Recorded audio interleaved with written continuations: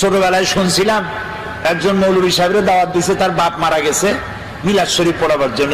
মিলাদ শরীফ পড়িয়া আমার বাপের নামে একটু সবরেসানি করে দেন। উনি মিলাদ শরীফ পড়ে তারপরে মোনাজাত করছে, আল্লাহ তাআলা যা পড়লাম আদম আলাইহিস সালাম, নূহ আলাইহিস সালাম, ইব্রাহিম আলাইহিস সালাম, মুসা আলাইহিস সালাম করতে করতে নবী করিম সাল্লাল্লাহু আলাইহি ওয়াসাল্লাম, তারপর সাহাবী, তারপর তাবিঈন, তারপর উলামা মুতাকাদ্দিমিন মুতাআখিরিন, এরপর মুমিন মুমিনাত সব দিয়া এরপর আল্লাহ এই কোরআন শরীফ যে পড়াইলো তার বাপের আমলনামায় দিয়ে দিও। এখন সব টপ দিয়া তারপর বসে কয়, ভাই খাবার কই, খাবার টাবার দেবেন না? কয় মোটেও দেবো না। কেন?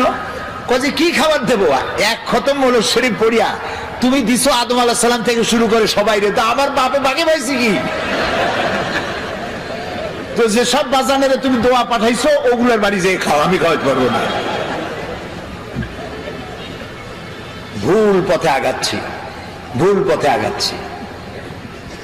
কোন মৌলভী সাহেব মৌলানা সাহেবের দাওয়াত না দিয়া আমার সন্তান যদি কোরআন তেলাওয়াত জানতো, আল্লাহর নবী বলেন মুমূর্ষ ব্যক্তির কাছে বসে সূরা ইয়াসিন তেলাওয়াত করো, আল্লাহ রাব্বুল আলামিন মৃত্যুর আযাব কমাইয়া দিবে।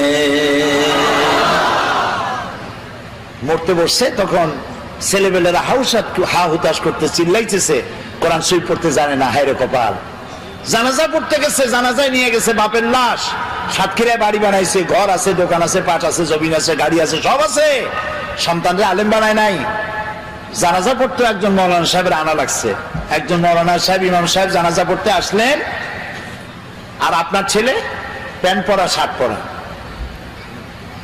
পেশাব করছে কয়বার, পানি নেওয়া নেয় একবার, প্যান্ট ট্যান্ট সর্বনাশ করা। ওই অবস্থায় দাঁড়ায় গেছে ইমামের পেছনে, আল্লাহু আকবার, বাপের কপালে যা আছে হোক। কথা কি আমি খারাপ বললাম না ঠিক বলছি? এখন যদি আপনার ছেলেটা আলেম হইতো, ওই ছেলেটা যদি বাপের লাশ সামনে নিয়ে জানাজা পড়াইতো, তাহলে তার চোখ দিয়ে পানি বেরিয়ে যাইত।